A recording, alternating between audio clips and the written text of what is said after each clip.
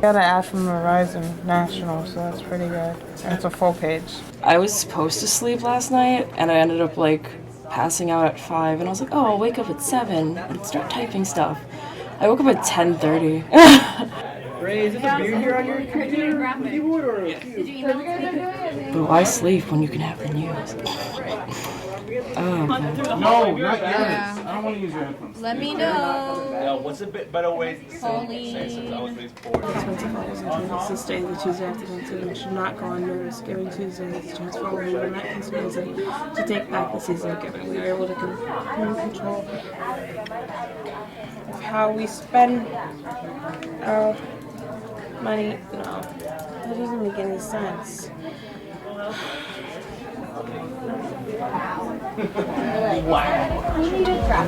No, I just want to make sure. You? Yeah.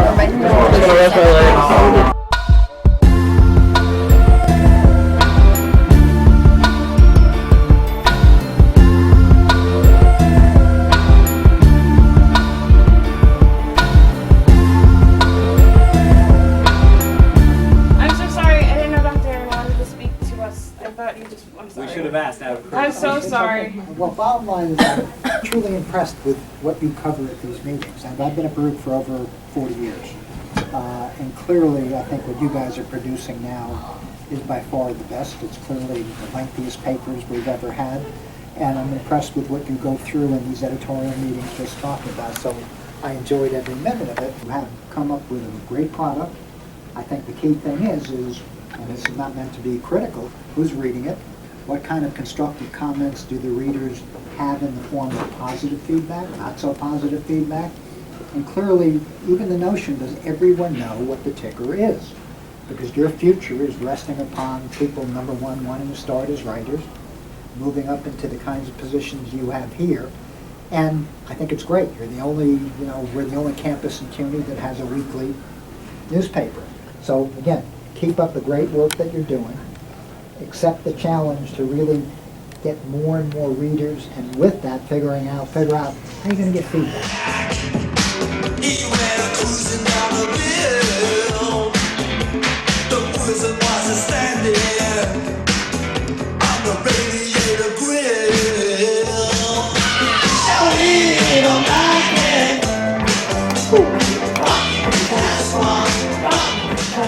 I just went through the ranks of just being assistant editors to sections. So I was assistant editor to sports and features, and this is in a matter of 4 months. It was a fast process, and in January, the managing editor at the time, she came to me and was just like, listen, you have all this knowledge, you should try and be editor-in-chief next year. And it's like, I'm a freshman, I just got here. But at the time, there really wasn't anyone else with the qualifications that I had to do the job as editor-in-chief.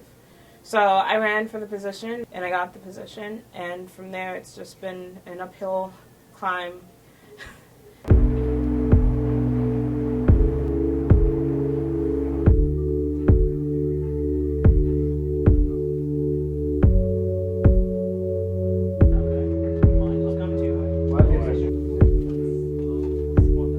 When I first came into the ticker, we actually gathered a whole bunch of alumni in October for the 80th anniversary. So now, this is 2 years later, so it's 82 years that we've been in publication as a print newspaper at Baruch. And just learning about the legacy of the ticker, just starting in 1932, and all the editors that were there, and going from covering just all Baruch news and CUNY news and important things that have happened, and knowing the strong legacy that the ticker has, and just informing students, and just being one of the top CUNY newspapers, it's a good feeling to know that you're a part of something that's been here for a long time and has made a huge difference. We journalism here at the ticker. Not just journalism, Nicole, journalism. My name's Tom Subert. I'm the opinions editor at the ticker. It was kind of like a collaborative thing that students do without the all-knowing professor being there. Not knocking their expertise, but it's just nice to kind of be able to collaborate with other students to put together something that's, you know, really cool. This is my 3rd year at the Ticker, and production nights are always stressful, but we've gotten, I think I would like to say, a little better at planning. So usually all the mayhem that happens at production are usually things that we didn't expect to happen. Hey, Stevie. Wow, where did that come from? Hey, that's not nice, Nicole. That's a fight on Someone Yeah, the what? who can handle this article. It's safe to say that none of the other editors know what it's like to be editor-in-chief because they're not editor-in-chief. They don't have to deal with administration bothering them or being like, why did you make this, why did you print this story, or you could have taken this angle, or this was wrong. Sometimes I'm frustrated when I read things and I see that they're just wrong. Whether it's the name is wrong, the title is wrong, or the actual facts of the story are wrong. And they don't have constant contact with like student life, where it's just like you need to cut how many papers you're printing because no one's taking them, or you need to get more advertising revenue, and it's always about the money, always about the ads, and it's just difficult to handle that with production as well. What I do is like I look at sections after they have everything finalized, so I take a look before it goes to Are you sure you're okay, Nicole? I check the layout, see all the pictures are in place, have Haidu retouching the photos, and once I think everything is fine, then I send it over to Nicole. So yeah, I'm like the last pair of eyes before Nicole looks at it. So yeah, I have to look at everything. So if there's a mess up in the paper, Simi, that's Nicole's fault. As editor-in-chief, it's on your shoulders. The staff may come in and just like not care to put together a paper or put together sections or try to put the most effort they can into the paper, and it sucks, and then you're just going to have to pick up the slack. Just read that and make sure it makes sense there. I don't know who those people are. Yep. Okay, there we go. Good job. We didn't miscredit. So we're not going to Photoshop her in front of the seal. But no. I was doing it, and then he said, no, that's photo manipulation. You can't do that. That's what he was doing that for. Okay. But I didn't know. I thought he was continuing it anyway because Samit. No, Samit said don't do it then.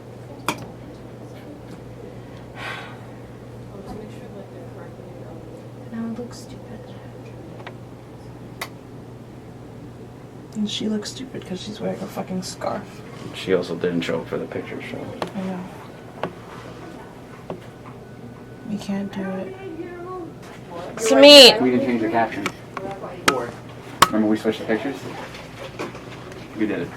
I mean, yeah, I told you. He told me, and then we went out and we were doing other things. It looks stupid without the logo.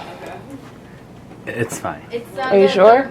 We are not going to do unethical stuff.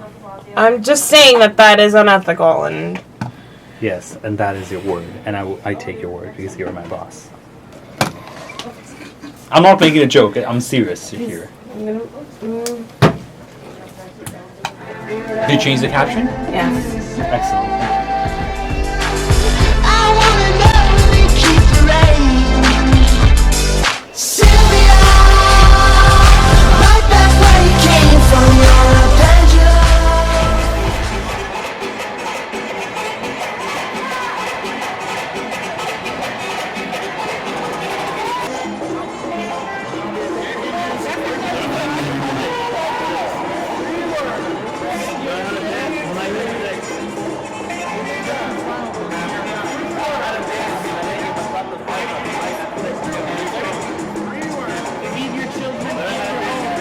People outside of the Ticker, or at least who aren't aware of what goes on in print journalism, don't know how much work it takes to even just put together one page. I wish I knew more about how the student body saw it. I sometimes read the Ticker. I read the Ticker occasionally in my free time. How do we know how many papers are being read and who's reading the paper? And that's something that the Ticker struggles with, just because it's hard to know who the readership is, especially if you're just giving it out or people are picking it up from the bins. Maybe if there's people handing it out by the stairs, I'll pick up a copy and read it, and that's really about it. Maybe once every few weeks. And what is the name of your school newspaper? The name of my school, I don't know. No, I don't read the ticker. I read like the front page and a couple of important like passages that stand out to me, but that's it. We put out a good-looking newspaper, I would say, and I don't think people realize how much it takes just to line up things, and how many hours go into just designing a page, never mind the editing that goes into it, the conceptualization that goes into it. Oh God, there's definitely a lot. There's, assigning articles to people, so somebody has to do that, and then there's writing the articles, there's submitting it to editing, there's putting the article actually in, there's layout. Some people take it seriously, and of course others don't. There's some people that'll tell me, oh, we have a student newspaper here, and I'd be like, yeah, that's the thing that I do for like 30, 40 hours a week.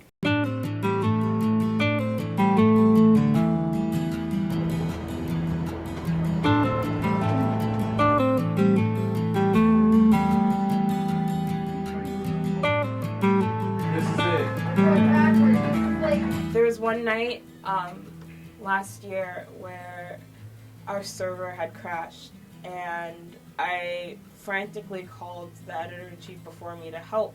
Without the server, we lost all of our stories, all of our pictures, all of our content, all of it. We lost everything. And we fixed it in time. We got the issue out. But at the end of the night, I was second-guessing myself as to whether or not I could do this and whether or not I could actually do this every week. And it's a strain on you as editor-in-chief to do it. It's a strain on everybody to do it every week. Right now I'm, I don't know. It's stressful. It's fun but stressful. That's why I smoke cigarettes. But she told me to never tell her that the paper's not coming out, because at the end of the week, the paper has to come out. There's no way that it's not coming out. If it comes out late, it comes out late, but it has to be printed and it has to be published. And she told me not to let her second guess that she left me in charge. And I've taken that to heart with me so hard, because it's just like, you don't have the heart to let other people down, like the 82 years worth of other editors that have created the paper and published it and wrote for it. It's a voice for the students, because honestly in Baruch, students can't really express what they want to the administration, so it's important that they have a newspaper where they can. I could go home on Thursday and Friday nights and I could have free time, but that wouldn't make me feel very fulfilled. So I stay here, I do my work, I have a product at the end of the week that I can feel proud of. I tried to join a bunch of clubs when I started here, and I ended up kind of leaving most of them because people were just doing it just for the sake of being in the club. This is kind of the only place I know where the entire staff is doing it for because everybody wants to achieve a real goal. People are doing this because they want to make a great paper every week. You got to take a second and think, wow, this is so much bigger than I am. This is a history. This is a staple of Baruch. This is the best CUNY newspaper out there right now, and you just have to respect it and do your job and make sure that the paper comes out each week. God bless America, my home sweet.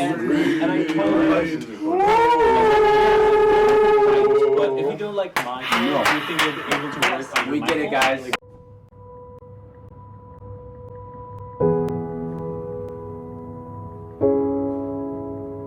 I'm so proud of this paper and where it's come, and I can only hope that it gets better and better. I hope it remains a print newspaper here for years to come.